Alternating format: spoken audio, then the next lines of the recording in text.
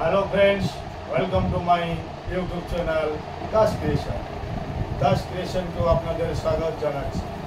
আজকে দাস ক্রিয়েশন আপনাদের সামনে আরেকটি সুন্দর ভিডিও নিয়ে এসেছে। ওই ভিডিওটি একটু দেখার আগে আমার এই চ্যানেলটিকে যারা সাবস্ক্রাইব করেননি তাড়াতাড়ি সাবস্ক্রাইব করুন, লাইক করুন, শেয়ার করুন, কমেন্টস করুন। তো বন্ধুরা, চলুন দেখে নেব দাস ক্রিয়েশনে আজকে সুন্দর সুস্বাদু মেনু ইলিশ ভাপা। ইলিশ মাছের ভাপা, কাঁচা ইলিশ মাছের ভাপা হবে। কীভাবে তৈরি করা হচ্ছে আজকে আপনাদেরকে দেখাবো। তো আসুন বন্ধুরা, দেখে নেব ইলিশ মাছের ভাপা বা অর্থাৎ সর্ষে ইলিশ। এই দেখেন, এদের টক দই দেওয়া হলো, এবার একটু লবণ দেওয়া হবে, লবণ দেওয়া হলো, হলুদ একটু দিয়ে নেবো, দেওয়া আছে। এবার আমি একটু সরষে তেল দিয়ে নেবো, হয়তো সরষে তেলটা দিয়ে নিলে ফ্লেভারটা ভালো হবে। দিয়ে ম্যাগনেট করে ভালো করে মাখিয়ে এটাকে রেখে দেবো।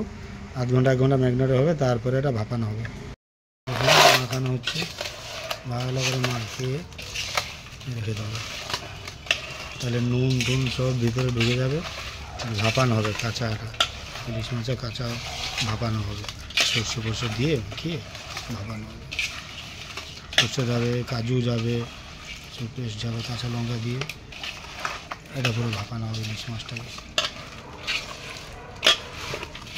ম্যাগনেট করা হচ্ছে,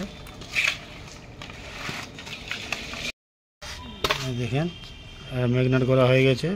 এখন 1 ঘন্টা রেখে দেবো, আধা ঘন্টা 1 ঘন্টা পরে রেখে দেবো।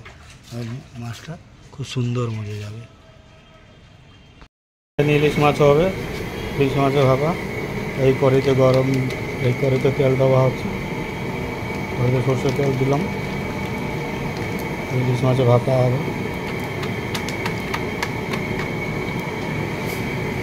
তেলটা গরম হলে কালো জিরে কাঁচা লঙ্কা ফোড়ন দিয়ে ইলিশ মাছটা রান্না করা হবে। ইলিশ মাছ আছে, আচ্ছা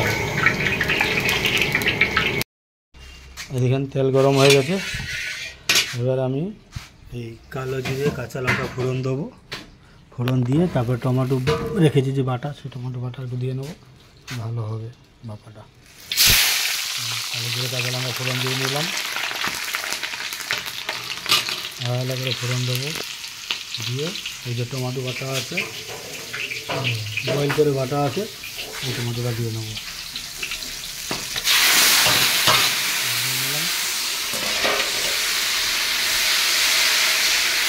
দিয়ে এই যে একটু পরিমাণ মতো হালকা লবণ দিয়ে নেবো, তাহলে টমেটোটা তাড়াতাড়ি গলে যাবে।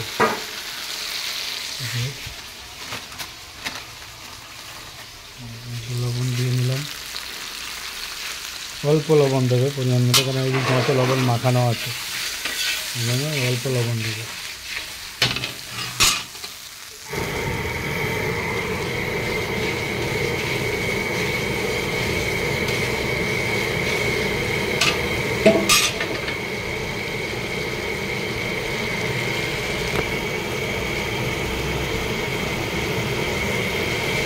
আমি একটু কাঁচা লঙ্কা বাটা দিয়ে নেবো, একটু কাঁচা লঙ্কা বাটা আছে, কাঁচা লঙ্কা বাটা দিয়ে নেবো। ভাপা তো সরষে বাটা সবসময় কাঁচা লঙ্কা বাটা দিয়েই হয়, গোটা লঙ্কা দিলে লাল হয়ে যাবে। কাঁচা লঙ্কা বাটা দিয়ে আমার কাঁচা লঙ্কা বাটা দিয়ে নিলাম।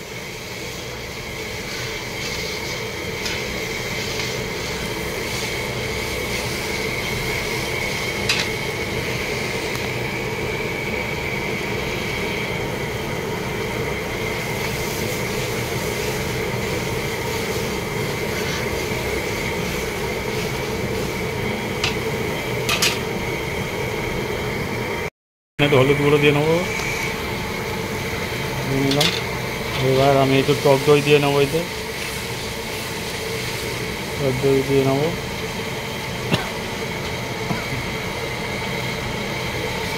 এরপর একটু কাজু বাটা দিয়ে নেবো,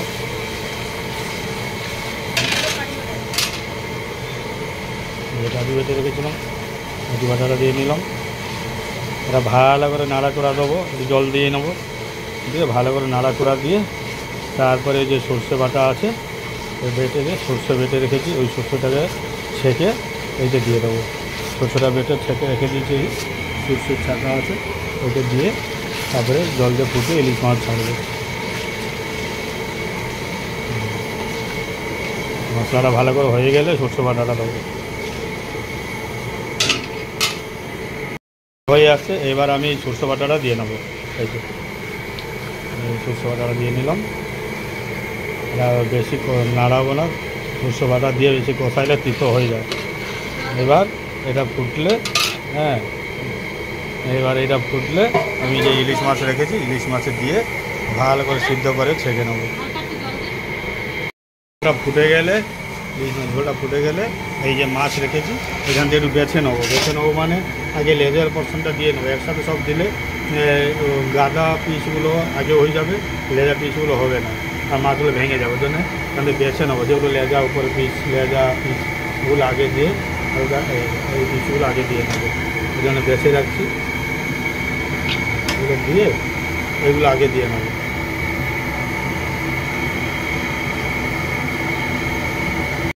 ঝোল ফুটে গেছে, এবার আমি এই যে মাছটা বেছে রেখেছি এই মাছগুলো আগে দিয়ে নেবো। এই মাছগুলো দিয়ে নেবো, এই মাছগুলো আগে দিয়ে নেবো। এই মাছটা হতে টাইম লাগে, এটা তাড়াতাড়ি হয়ে যায়, জন্য এটা আগে দিয়ে ফুটিয়ে ছেড়ে নেবো। এই গ্যাসটা কমিয়ে দেবো, তাহলে জোরে ফুটলে মাছগুলো ভেঙে যাবে। আস্তে আস্তে আস্তে আস্তে হবে। একটু স্টিমটা কমিয়ে দিলাম, আস্তে আস্তে হবে। দেখেন মাছটা হয়ে গেছে, আমি ছেঁকে দিয়েছি, সিদ্ধ হয়ে গেছে। এইভাবে সবকটা মাছ এরকম দিয়ে ছেঁকে নেবো সিদ্ধ হয়ে গেলে, তারপরে মশলাটা কমপ্লিট করবো। এইভাবে দিয়ে ভালো করে দিয়ে হচ্ছে ছেঁকে নেবো। মাছটা ম্যারিনেট করা ছিল, এখন নুন টুন সব ঢুকে গেছে, তাহলে এটা ফোটাবো, সিদ্ধ করবো, ছাঁকবো। সিদ্ধ হয়ে ছেড়ে দিলে তারপরে কমপ্লিট হবে।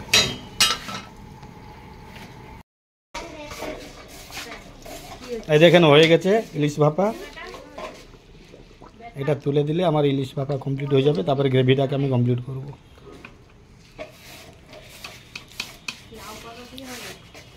দেখেন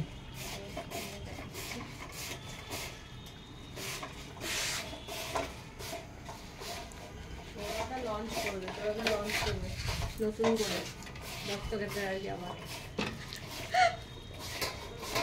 নতুন বউ খাবে তো না?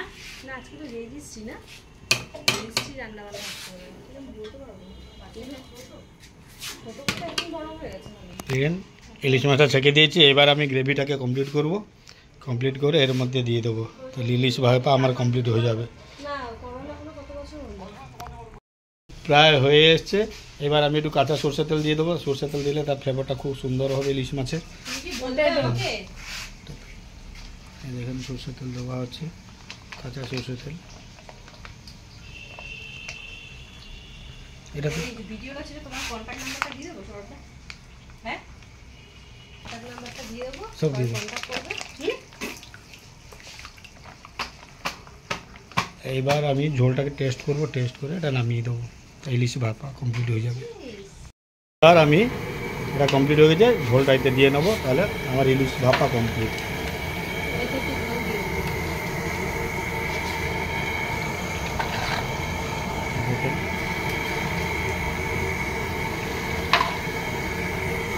ইলিশ ভাপা কমপ্লিট হয়ে গেছে আমার। এই দেখেন ইলিশ ভাপা কমপ্লিট।